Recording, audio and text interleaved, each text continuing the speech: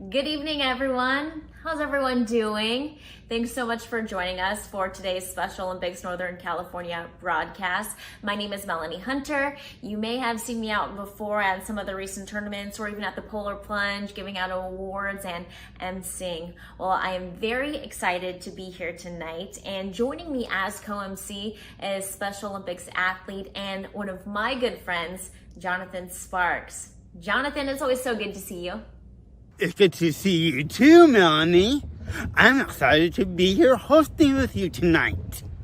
Over the past month, Special Olympic athletes have been training and competing at home and outdoors across 6 different sports.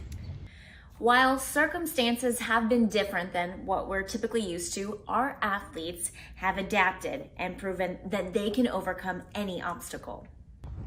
Tonight we'll be spotlighting athletes that competed in basketball, bocce, and tennis. We'll take the chance to see some athletes as they train and compete at home and see the results of the competitions.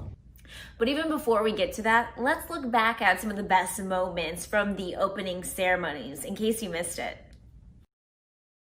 Good evening, everyone, and welcome to Summer Games at Home.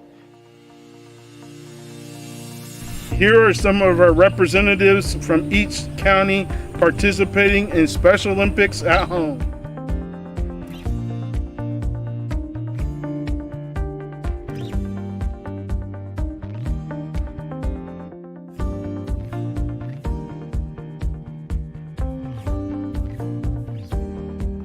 But as you know, Special Olympics and Summer Games at Home would not be possible without the support from our partners. And you know, we couldn't do it without our awesome volunteers.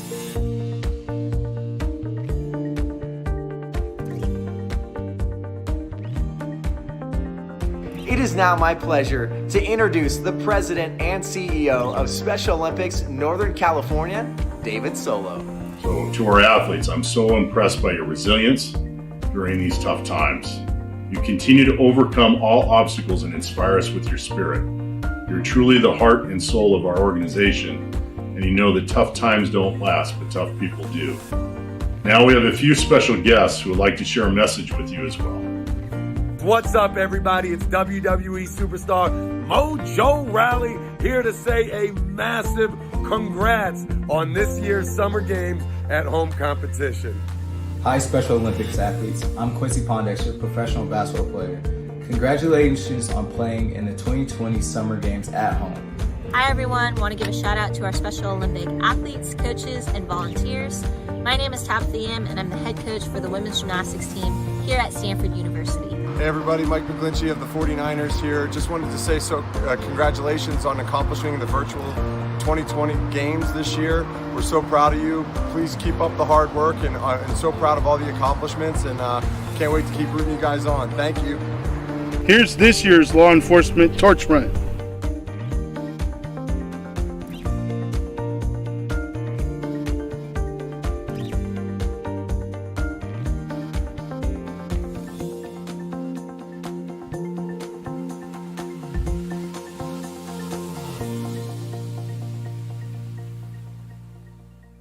Now your games are officially open.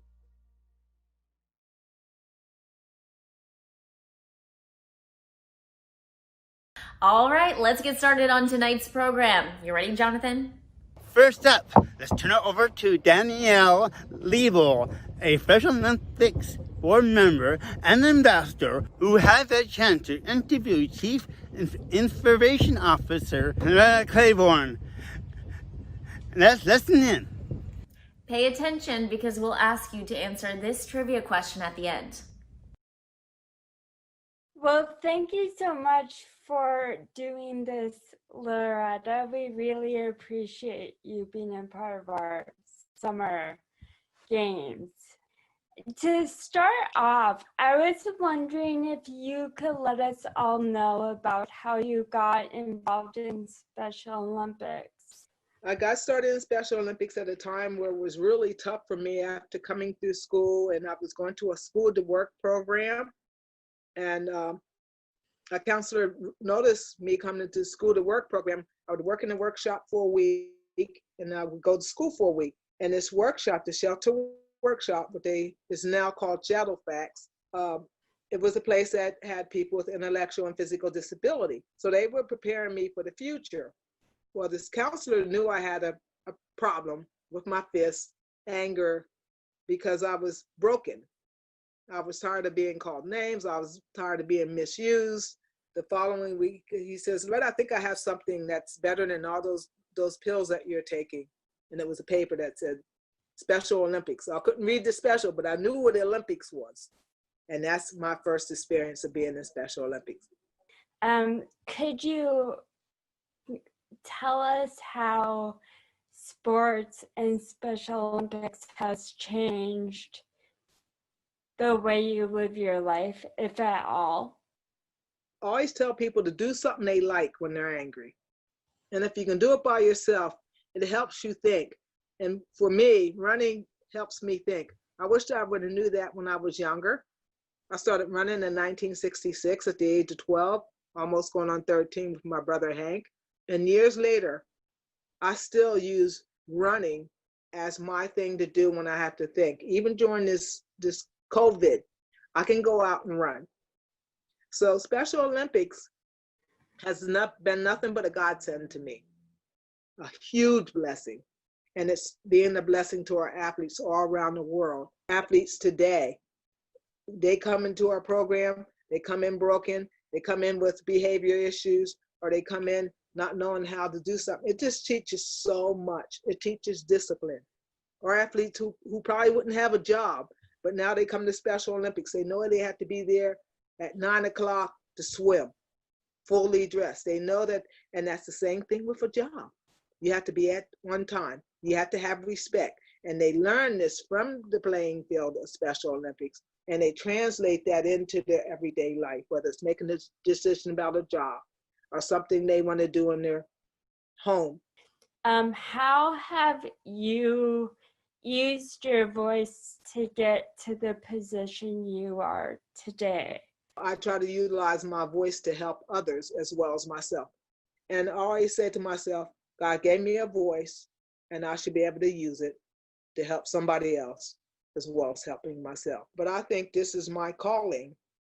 And as long as I'm given this calling, it's up to me, as well as our athletes who do have a voice, to utilize their voices on behalf of the movement, on behalf of themselves, and on behalf of others.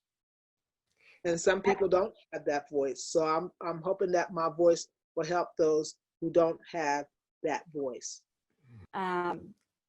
For those of you who do not know, Eunice Kennedy Shriver founded Special Olympics, and she is the reason why we all are a part of this family. Laura, can you just talk about your relationship with Eunice and some of the best advice you have received from her? She didn't want us to tell. She don't want society to tell what people with intellectual disability can't do. They heard that year after year after year for decades. And now she's telling, show me what you can do. And we start with sport, and now our athletes have jobs. Now our athletes are getting married. Now our athletes own homes. Who would ever thought that I would own a home? That's the best lesson. And I use that to this day. I said, don't tell me what you can't do. Show me what you can do.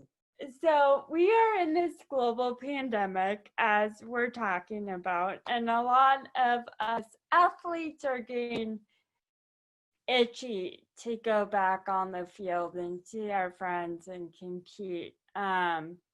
With this disease or this epidemic, it's a tough one. Mm-hmm. And it's telling you to do 4 basic things.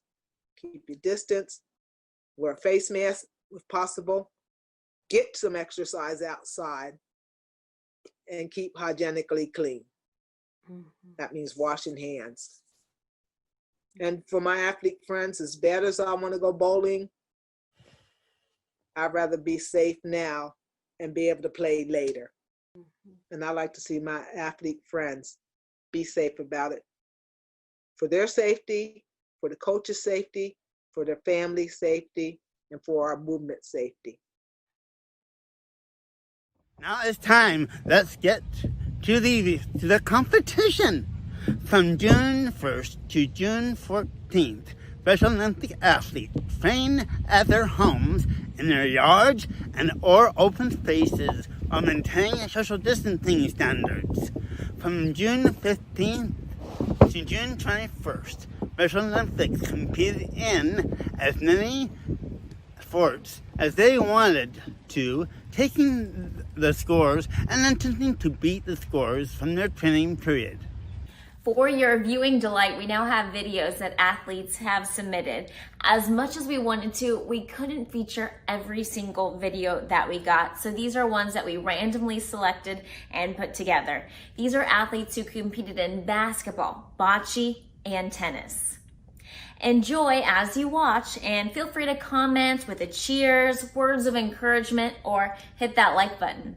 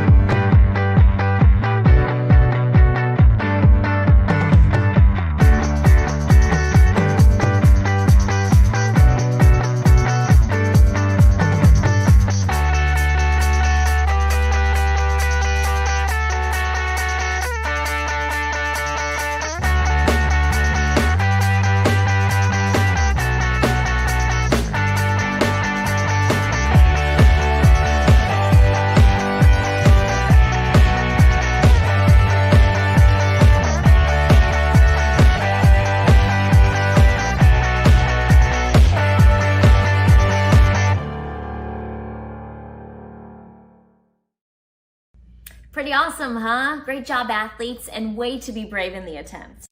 Now that we've seen some highlights from the event, let's hear from the law enforcement Torchman supporters to introduce the basketball results.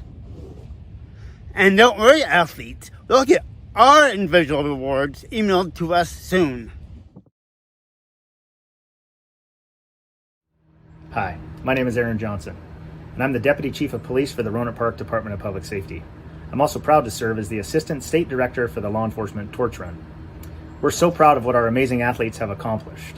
Well, we wish we could be there to cheer you on, as well as put the medals around your neck. We can't. But we are excited that so many of you were able to compete from home. The following athletes are all those who participated in the different basketball events that covered multiple skills. For these events, athletes used a basketball, or any ball, to test their dribbling, shooting, and their passing skills. Here are the results of each event, and each athlete that competed will have their name displayed on the screen. So be sure to look for your name, and if you can't find your name, the results will be posted on reachforthegold.org. Until we can see each other again soon, have a great day, and we're all so proud of what you do.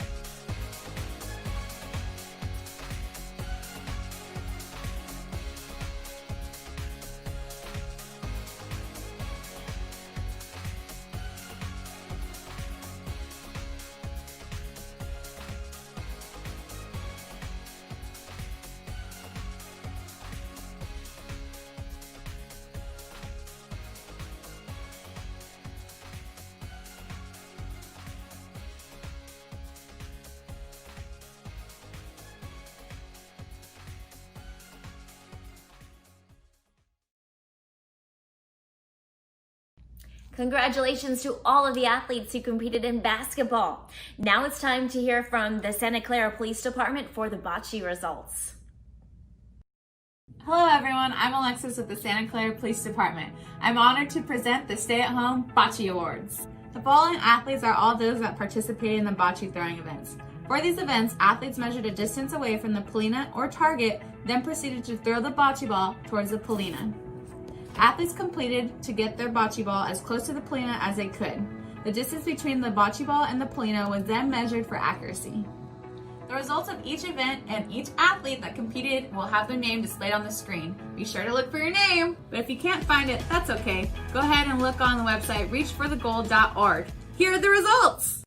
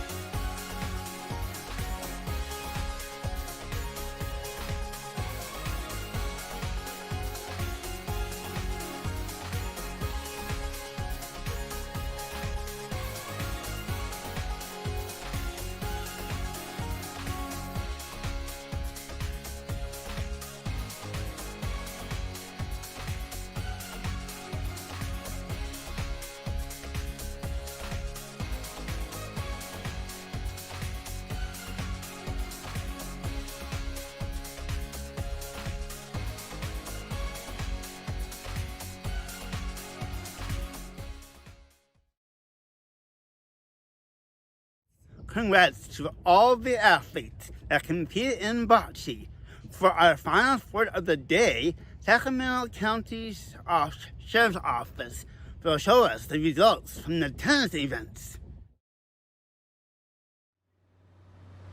Hi everyone, we're from the Sacramento County Sheriff's Office and my name is Tanya. And I'm Bonnie. We're so excited to be presenting your awards tonight. The following athletes are all those that participated in the tennis events. For these events, athletes used a racket and a tennis ball, or if they didn't have access, they could use similar items to substitute. Athletes tested their abilities to control bouncing the tennis ball and maintain a volley. Here are the results of each event, and each athlete that completed will have their name displayed on the screen. Be sure to look for your name, and if you cannot find your name, the results will be posted on the reachforgold.org website. Congratulations!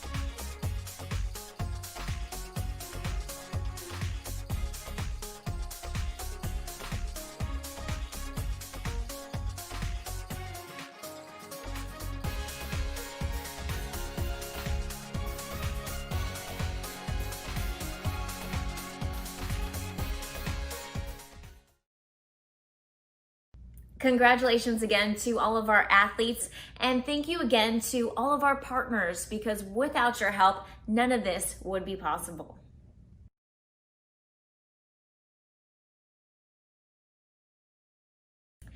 That brings us to the end of today's programming. Hope you guys had as much fun as we did. Don't worry though, we still have 2 more days of fun for everyone. But even before that, make sure you check out your Summer Games at Home merchandise. It's all on our website. Jonathan, what's happening tomorrow? Tune in tomorrow starting at 6 p.m. for the Healthy Athlete Strong Mind interactive session, and the second half of the awards following at 7 p.m. Good night.